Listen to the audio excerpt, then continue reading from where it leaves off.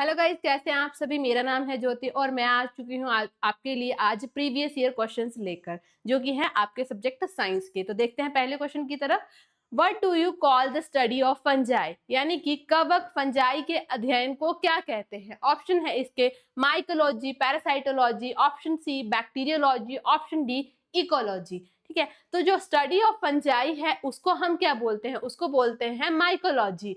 अब देखते हैं पैरासाइटोलॉजी क्या है। पैरासाइटोलॉजी का मतलब है कि जो परपोषी जीव होते हैं उनकी स्टडी को बोलते हैं पैरासाइटोलॉजी। परपोषी जीव कौन से होते हैं? जो अपने सर्वाइवल के लिए दूसरे की लाइफ पर डिपेंड करते हैं।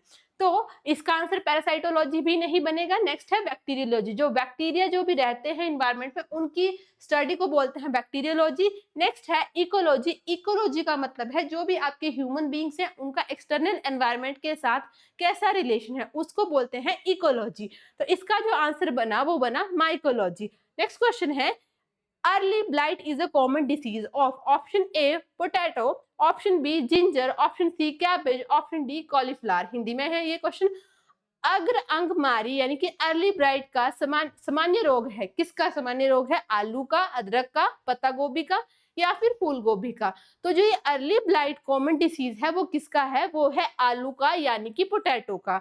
अगर यहाँ पे ऑप्शन में टोमेटो होता तो टोमेटो भी ऑप्शन हमारा सही होता, क्योंकि टोमेटो और पोटैटो दोनों में ही ये डिसीज पाया जाता है। ठीक है, नेक्स्ट क्वेश्चन है biodegradable waste can usually be converted into useful substances with the help of option A nuclear proteins, option B radioactive substances, option C viruses, option D bacteria. Hindi में भी देख लेते हैं। जैव निम्नीकरणीय अपशिष्ट को डैश की सहायता से उपयोगी पदार्थों में परिवर्तित किया जा सकता है। ऑप्शन ए नाभिकीय प्रोटीन, ऑप्शन बी रेडियो सक्रिय पदार्थ, ऑप्शन सी विषाणु या ऑप्शन डी है आपके पास जीवाणु। ठीक है, अब इसमें देखते हैं कि इसका आंसर कौन सा बनेगा। तो जो आपके बायोडिग्रेडेबल सब्सटेंसेस होती हैं उनसे हम मैन्योर भी बना लेते हैं। उसमें अपशिष्ट में यूजफुल सब्सटेंस में कौन कन्वर्ट करता है? तो कन्वर्ट करता है, देखिए दो, ये वाला ऑप्शन तो बिल्कुल भी नहीं होगा। न्यूक्लियर प्रोटीन ये वाला आंसर तो बिल्कुल गलत है ये तो नहीं बनेगा। फिर रेडियो एक्टिव सब्सटेंसेस भी यहाँ पे हम यूज नहीं करते हैं। अब यहाँ पे हमें दो ऑप्शन में कंफ्यूजन है, या तो वायरसेस हो सकता है या बैक्टीरिया, या विषाणु हो सकता है या जीवाणु हो सकता है। बट यहाँ पे ध्यान देंगे ये वाला जो वायरस जो है ऑप्शन नहीं बनेगा। क्यों नहीं बनेगा? उसके लिए क्या है, जो वायरस है आपके उनका सर्वाइवल कैसे होती है, उनकी जो रिप्रोडक्शन होती है वो होती है किसी होस्ट की बॉडी के अंदर। एक्सटर्नल एनवायरनमेंट में वो अपने आप को रिप्रोड्यूस नहीं कर सकते हैं। ठीक है, तो ये वाला ऑप्शन तो नहीं बनेगा। इसका आंसर बनेगा बैक्टीरिया। बैक्टीरिया जो है बायोडिग्रेडेबल वेस्ट को क्या है, यूजफुल सब्सटेंस में चेंज करते हैं। तो सही आंसर बनेगा बैक्टीरिया यानी कि जीवाणु। नेक्स्ट क्वेश्चन है आपका deficiency of vitamin D in children causes. Option A beri, option B pellagra, option C rickets, option D scurvy. ठीक है, अब इनके जो अलग अलग हैं इनको देखते हैं। तो नेक्स्ट क्वेश्चन है deficiency of vitamin D in children causes. Beri, option B pellagra, option C rickets, option D scurvy. Hindi में बच्चों में विटामिन डी की कमी के कारण बेरी, पेलेग्रा, रिकेटस और स्कर्बी। तो इसमें से जो ऑप्शन मिलेगा विटामिन डी की वजह की कमी से होता है रिकेटस, यानी कि हड्डियों का गल जाना, हड्डियों का मुड़ जाना, वो होता है रिकेटस। वो होता है कौन सी? विटामिन डी की कमी से। जो ये आपका बेरी है वो होता है विटामिन बी1 की कमी से। पेलेग्रा जो रहेगा विटामिन बी3 की कमी से, विटामिन बी3 की कमी से होगा। और स्कर्बी जो है डेफिशिएंसी ऑफ विटामिन सी, यानी कि विटामिन सी की जो डेफिशिएंसी होगी तो स्कर्बी होगा, विटामिन बी3 की कमी होगी तो पेलेग्रा होगा, विटामिन बी1 की कमी होगी तो बेरी होगा, और विटामिन डी की कमी होगी तो होगा रिकेटस। देखते हैं नेक्स्ट क्वेश्चन।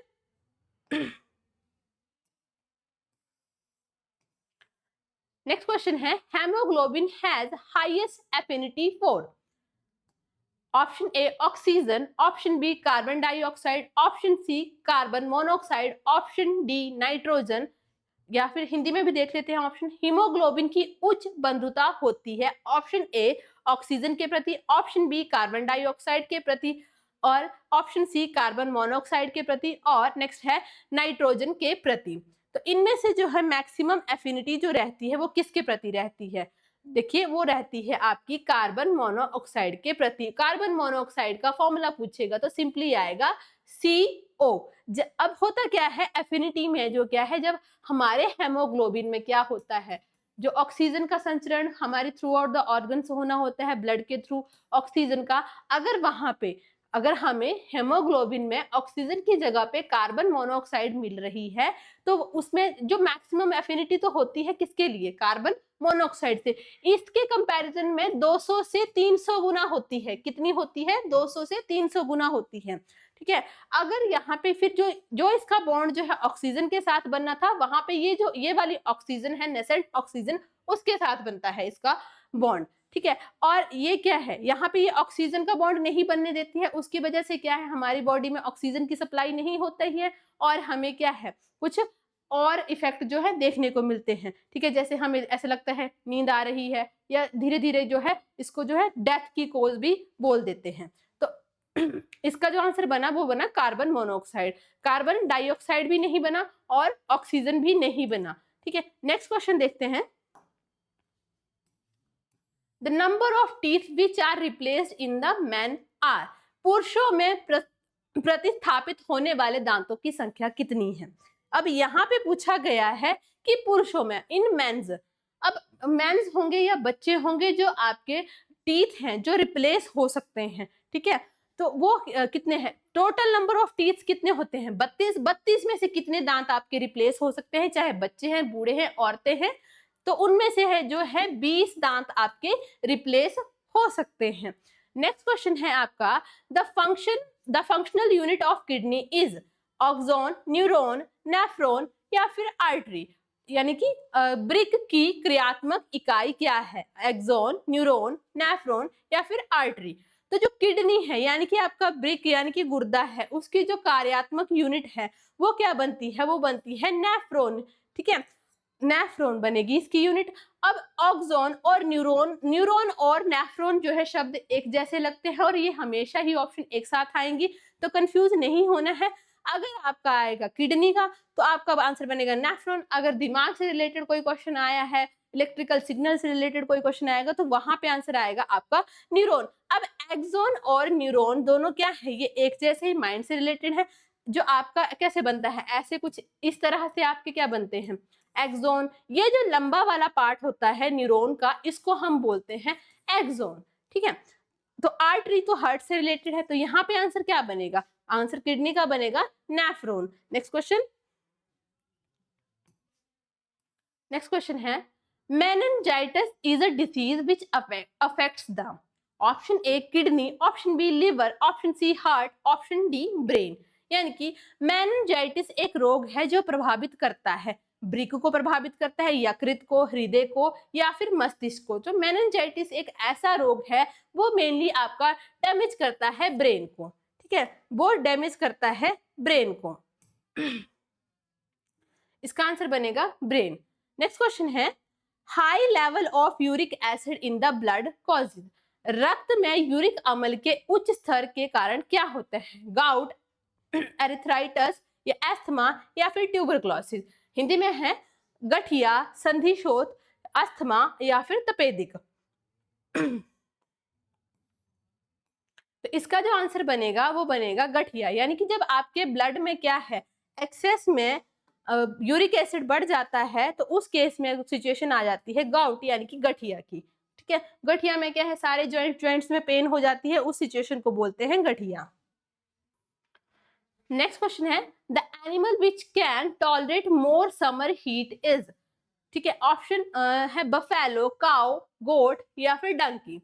हिंदी में है वह पशु जो कि अत्यधिक गर्मी सहन कर सकता है वह कौन सा है। तो इसका जो आंसर बनेगा वो बनेगा बकरी। ठीक है, बकरी यानी कि गोट जो है अत्यधिक समर टेम्परेचर जो है सहन कर सकती है। नेक्स्ट क्वेश्चन है, when hot liquid is poured into a thick glass tumbler it cracks because the glass, option A, is a bad conductor of heat so only inner surface expands, option B, has high temperature coefficient of expansion, option C, has very low specific heat, option D, has very low temperature coefficient of expansion. अब हिंदी में भी देख लेते हैं इसका। जब मोटे कांच के ग्लास में गर्म द्रव डाला जाता है तो वह चटक जाता है, क्योंकि कांच कांच क्या है? ऑप्शन ए ऊष्मा का कुचालक है, इसलिए केवल आंतरिक सतह का विस्तार होता है। ऑप्शन बी के जो कि कांच के विस्तार का उच्च ताप गुणांक होता है। ऑप्शन सी की अति निम्न विशिष्ट ऊष्मा होती है। ऑप्शन डी के विस्तार का अति निम्न ताप गुणांक होता है।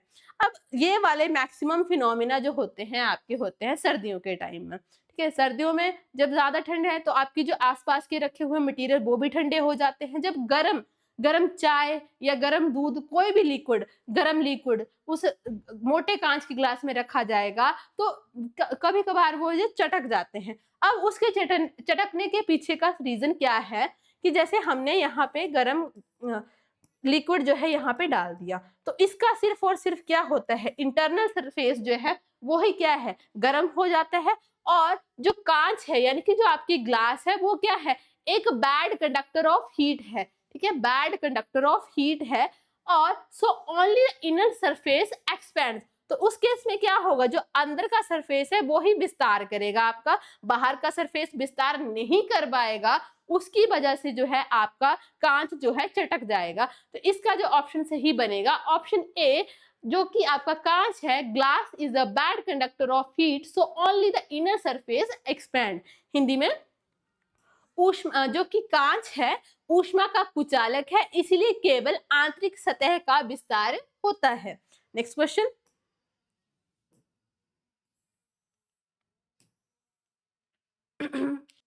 Vegetables are cooked in lesser time by adding a pinch of salt while cooking because option A boiling of water increases, option B latent heat of vaporization of water decreases, option C है latent heat of vaporization of water increases, option D boiling point of water decreases। अब हिंदी में सब्जियों को पकाते समय उसमें एक चुटकी नमक डालने पर वह कम समय में पक जाती है, क्योंकि ऑप्शन ए जल का क्वथनांक बढ़ जाता है, ऑप्शन बी जल के बाष्पीकरण की गुप्त ऊष्मा कम हो जाती है, ऑप्शन सी जल के बाष्पीकरण की गुप्त ऊष्मा बढ़ जाती है, ऑप्शन डी है जल के क्वथनांक कम हो जाता है।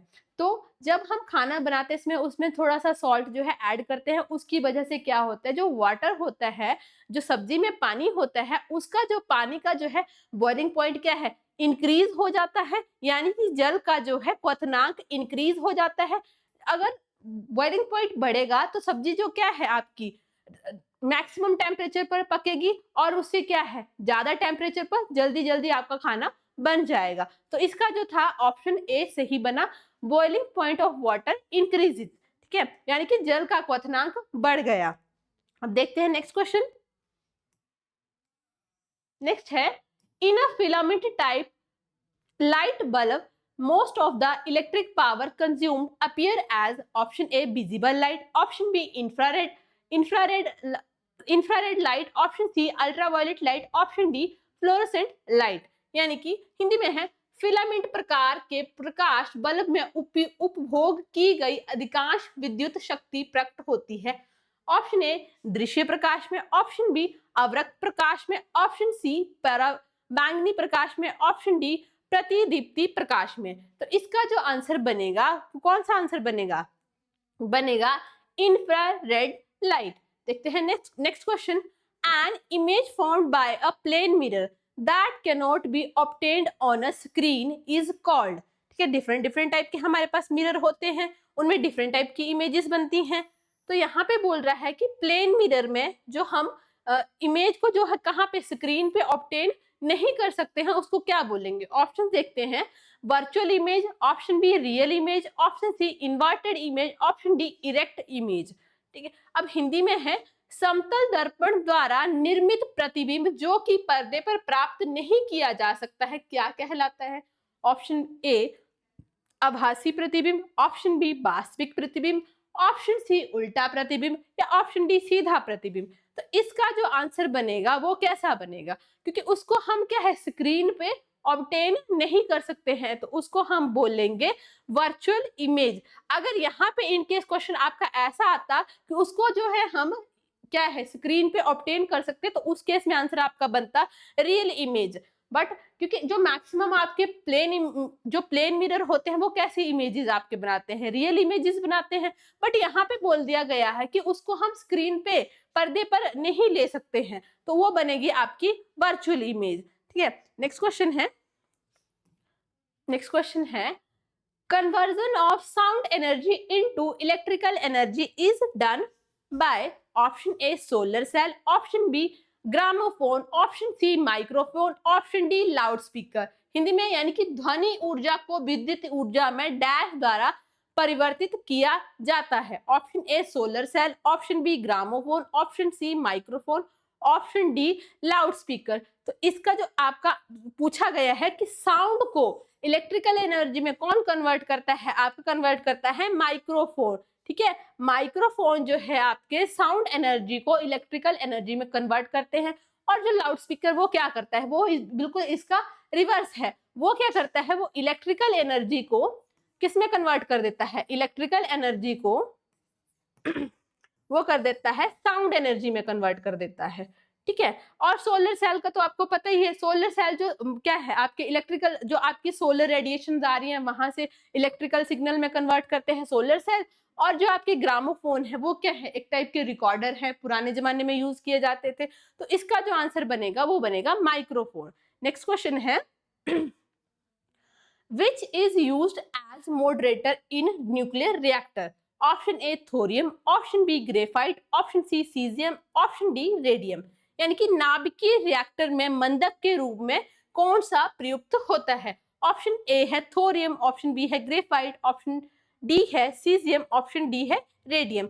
तो इसका जो आंसर बनेगा वो कौन सा आंसर बनेगा? आंसर बनेगा ग्रेफाइट। जो ग्रेफाइट है वो मॉडरेटर के रूप में यूज किए जाते हैं। वो आपके समटाइम्स क्या है D2O हैवी वाटर भी क्या है मंदक के रूप में यूज किया जाता है। वो आपका किस टाइप का आपका न्यूक्लियर रिएक्टर है उस पर डिपेंड करेगा। ठीक है, नेक्स्ट क्वेश्चन है, नेक्स्ट क्वेश्चन की तरफ चलते हैं।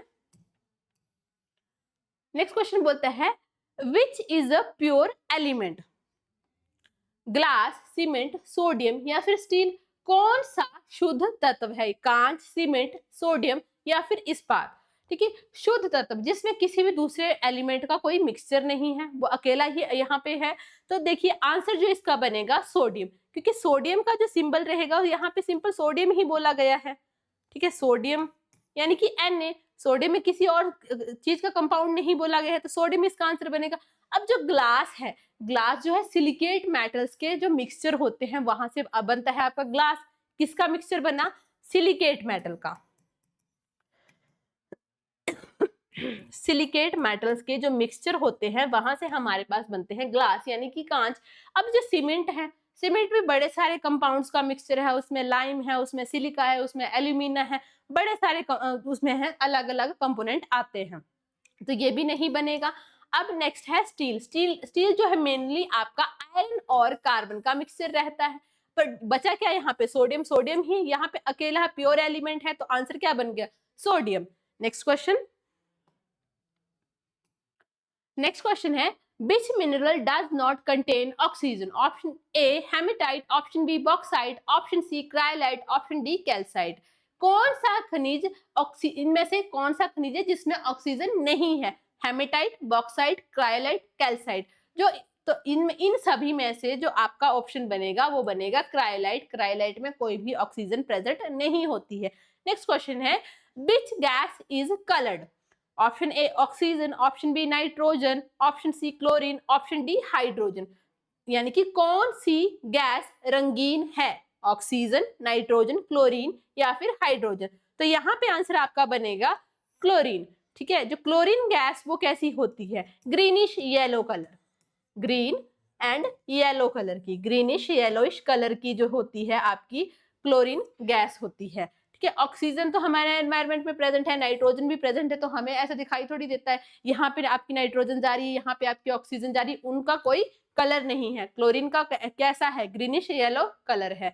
नेक्स्ट क्वेश्चन है, last question fire fighting clothes are made from? यानी कि अग्निरोधी पोशाक बनी होती है किसकी? माइका यानी कि अब्रक, एस्बेस्टोस यानी कि एस्बेस्टोस ही रहेगा, टैल्क टैल्क, और स्टीलाइट यानी कि स्टीलाइट। ठीक है, ऑप्शन यहाँ पे आपको विजिबल हो जाएगी स्टीलाइट। तो यहाँ से इसका आंसर कौन सा बनेगा? जो आपके फायर रेजिस्टेंस क्लोथ होते हैं वो किससे बनाए जाते हैं? एस्बेस्टोस से। ठीक है, आज के लिए इतना ही। वीडियो अच्छी लगी हो तो लाइक शेयर एंड सब्सक्राइब जरूर करें।